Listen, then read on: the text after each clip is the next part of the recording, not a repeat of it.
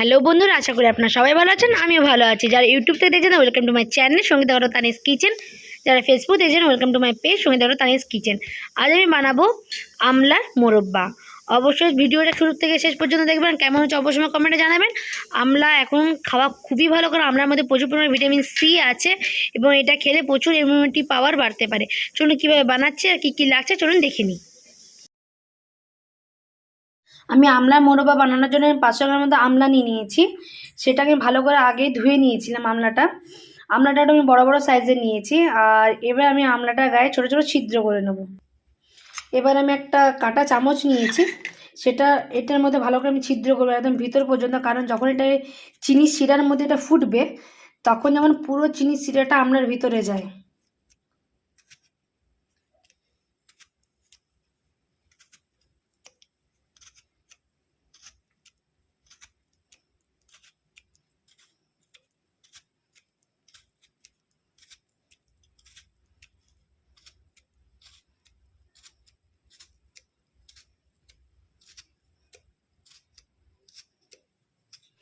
এইভাবে আমি প্রত্যেকটা আমলায় ছিদ্র ছিদ্র করে নেব।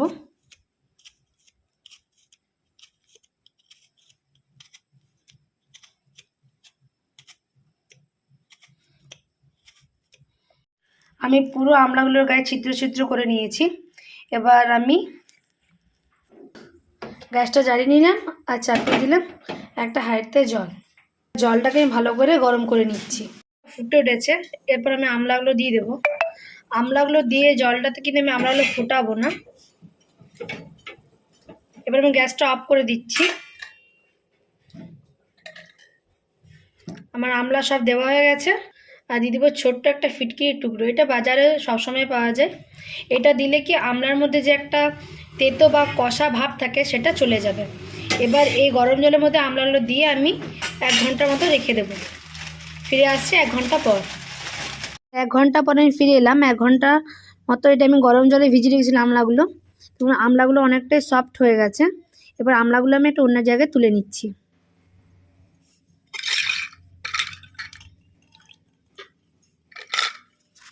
আমি অন্য একটা জায়গায় তুলে নিয়েছি। এবার ভালো করে হাতের সাহায্যে ভালো করে আমলার মধ্যে যেটুকু জল আছে জলটাকে ভালো করে আমি একদম বার করে নেব।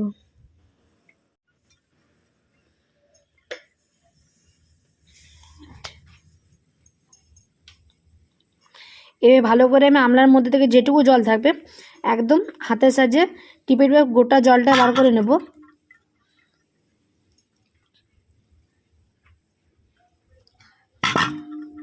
ভালো করে জলগুলো ভালো করে আমি নিগড়ে বার করে নিয়েছি। এবার এগুলো ভালো করে শুকানোর জন্য একটা আমি ছিদ্রের মতো জাম নিয়ে নিয়েছি।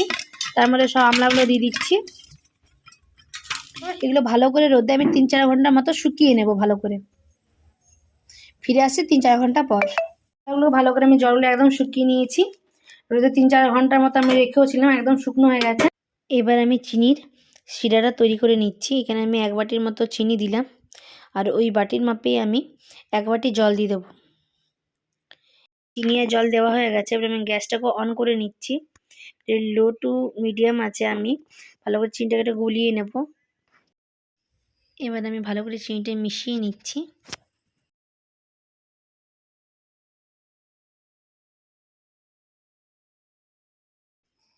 আমার চিনিটা একটু গলে গেছে। এরপর এর মধ্যে আমি আমলাগুলো দিয়ে দেবো। ভালোভাবে আমি চিনির শিরার সাথে আমলাগুলো মিশিয়ে দিচ্ছি। আর এটার মধ্যে আমি 4টে এলাচ থেতো করে দিয়ে দিচ্ছি। এভাবে ভালো করে মিশিয়ে দিচ্ছি। আপনারা এলাচ না দিতেও পারেন, এলাচ দিলে কিন্তু আমলার যে মোরব্বাটা খেতে একটু টেস্ট হয়। এরপর এইভাবেই আমি ঢাকা দিয়ে এটাকে 1 থেকে 1.5 ঘন্টা মতো এই চিনির শিরাটাতেই আমি কিন্তু এটাকে ভালো করে ফুল সেদ্ধ করে নেব। প্রায় 15-20 মিনিট মতন হয়ে গেছে। আমি ঢাকাটা খুলে দেখছি। দেখুন চিনির শিরাটা অনেকটাই গাঢ় হয়ে গেছে। আর আমার আমলাগুলো হালকা হালকা লাল হয়ে গেছে। এখনও সম্পূর্ণ কিন্তু তৈরি হয়নি। এগুলো যখন গোলাপ জামুন লাল লাল হয়ে যাবে তখন সম্পূর্ণ তৈরি যাবে। ফিরে আসি 1.5 ঘন্টা। ফিরে এলাম 1.5 ঘন্টা পর। দেখুন আমার আমলার মোরব্বা একদম তৈরি হয়ে গেছে। দেখুন চিনির শিরাটা অনেকটা গাঢ় হয়ে গেছে আর আমলাগুলো একদম গোলাপ জামুনের মতন তৈরি হয়ে গেছে।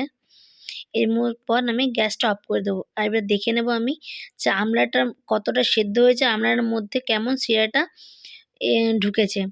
দেখুন আমলাটা সম্পূর্ণ সিদ্ধ হয়ে গেছে এবং ভিতরে অনেকটা শিরা ঢুকে গেছে, মানে আমার আমলা মোরব্বা ফুল রেডি হয়ে গেছে। মোরব্বাটা আমার সম্পূর্ণভাবে তৈরি হয়ে গেছে, তবে এটা সঙ্গে সঙ্গে খেলে কিন্তু সেভাবে ভালো টেস্ট পাওয়া যায় না। তাই এটাকে এখন প্রায় 7-8 ঘন্টা পর খেলে খুব ভালো পাওয়া যায়, আর ওভারনাইট রাখলে তো অনেক ভালো হয়। এবার আমি ফিরে আসছি 7-8 ঘন্টা পর। ফিরে এলাম আমি 8 ঘন্টা পর। দেখুন আমার আমলা মোরব্বাটা সম্পূর্ণ ঠান্ডা হয়ে গেছে, আর দেখুন একদম নরম আছে, রসগোল্লার মতো। এটা আপনারা এখনও খেতে পারেন, আবার এটা আপনারা 3 মাস মতো স্টোরেজ করেও খেতে পারেন। আমলা খাওয়া খুবই ভালো। আমলার মধ্যে প্রচুর পরিমাণে ভিটামিন সি আছে, যেটা আপনার ইমিউনিটি পাওয়ার বাড়তে খুব সাহায্য করে। এবার বন্ধুরা এটা আমি অন্য একটা পাত্রে তুলে নিচ্ছি। আমার অন্য একটা পাত্রে তোলা হয়ে গেছে। যদি আপনাদের রেসিপিটা ভালো লেগে থাকে তাহলে অবশ্যই লাইক, শেয়ার, সাবস্ক্রাইব করবেন এবং পাশে থাকা বেল আইকনে টাচ করে দেবেন। নিত্য নতুন রান্নার ভিডিও আপলোড হতে হতে আপনার কাছে পৌঁছে যাবে। অবশ্যই বন্ধুরা ট্রাই করে দেখবেন কেমন হচ্ছে, অবশ্যই আমায় জানাবেন। বন্ধুরা আজ এ পর্যন্ত, দেখা হচ্ছে পরের রেসিপিতে। টাটা।